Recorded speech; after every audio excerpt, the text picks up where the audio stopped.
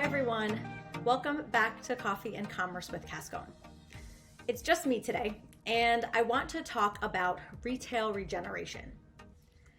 We hear a ton about transformation, especially with respect to digital, but regeneration, in my opinion, is a much more complete concept for what is happening and what needs to happen in the industry.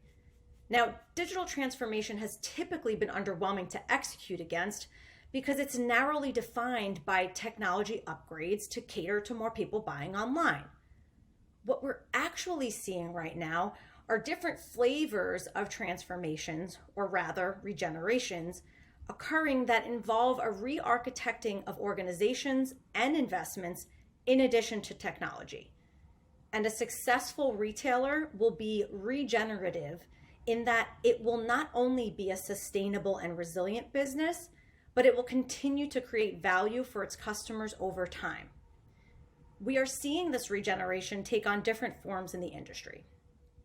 The first is the D2C offensive, which is a proactive acceleration of a direct-to-consumer approach. A good example of this is Nike's consumer direct acceleration strategy, which is coupled with an update to distribution partners, supply chain, and offer management. The second is the private equity-led resurrection. This is a financially driven strategy to clear the deck and make way for massive efficiencies and a technology overhaul. Brooks Brothers' bankruptcy and sale to Spark Group is one example here.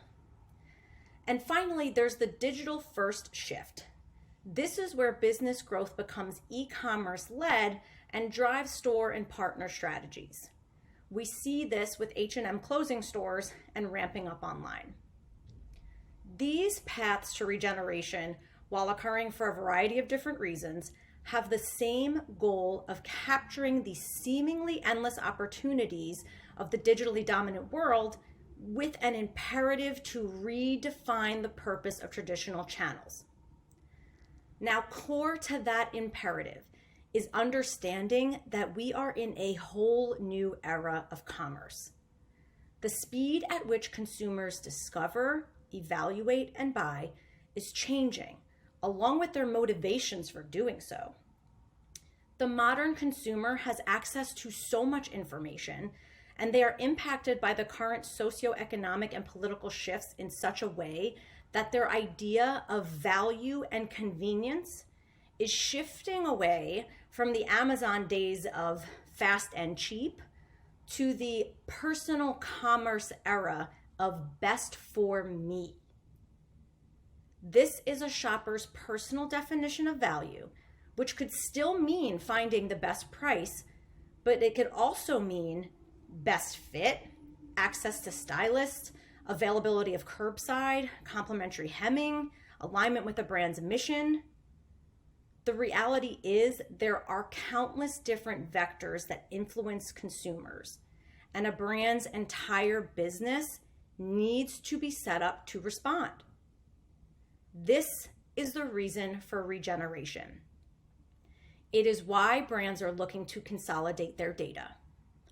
It is why brands are rethinking their store strategies. And it is why teams are being reorganized around elements such as audience instead of channel.